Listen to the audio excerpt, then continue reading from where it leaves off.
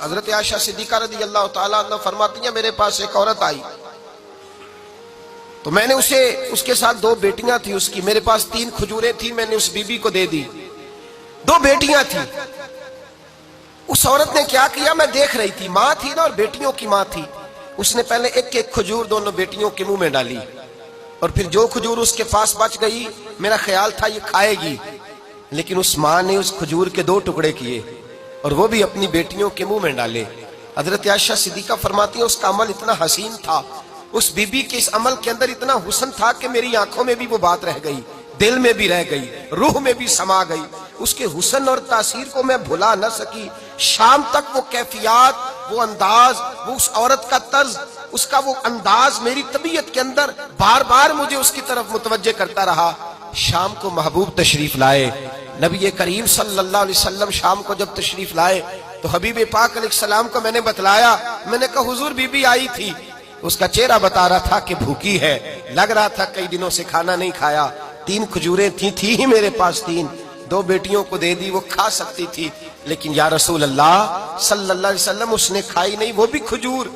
2 ٹکڑے کر کے بیٹیوں میں بانٹ دی ہے۔ حضرت عائشہ کہتی ہے دیر تک حضور میری بات کو سنتے رہے،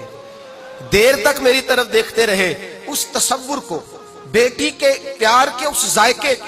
دیر تک محبوب محسوس کرتے رہے، اور پھر فرمایا عائشہ جو دنیا میں بیٹیوں کی وجہ سے آزمایا جائے گا، جب قیامت کا دن آئے گا تو رب اس سے حساب نہیں لے گا، بے حساب ہی جنت میں داخل فرما دے گا۔ اللہ پھر اس سے حساب نہیں لے گا جو بیٹی کے سبب سے آزمایا جائے۔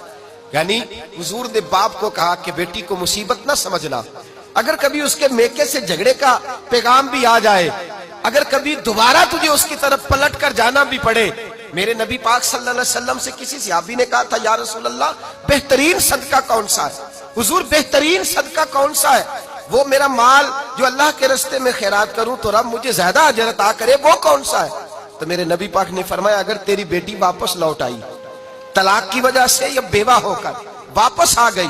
اور تجھے اس لوٹنے والی بیٹی پر کچھ خرچ کرنا پڑا تو تیرے رسول کا وعدہ یہ ہے کہ اللہ تجھے اس روپے پر سب سے زیادہ اجر عطا فرمائے گا، اس پیسے پر اللہ تجھے سب سے زیادہ۔ انہیں بوجھ نہ جاننا، ان کی آزمائشوں پہ پریشان نہ ہونا۔ گھر کبھی بیٹی کا پیغام آ جائے کہ اس کو پھر سے یہ تکلیف ہوئی ہے، باپ سمجھنے لگا تھا کہ میں تو فارغ ہو گیا، نکاح کر کے میں فارغ ہو گیا، پھر اگر کبھی اسے پیغام آئے تو میرے مصطفیٰ کریم نے فرمایا وہ پریشان نہ ہو، وہ دکھی نہ ہو، بلکہ جو بیٹی کی وجہ سے آزمایا جائے گا اس سے تو حساب ہی نہیں لیا جائے گا، اللہ بغیر حساب ہی جنت عطا فرما دے گا۔ اتنا بڑا مقام، اتنی بڑی عظمت اور فضیلت اللہ کے رسول نے بیٹیوں کے ماں باپ کو عطا فرمائی۔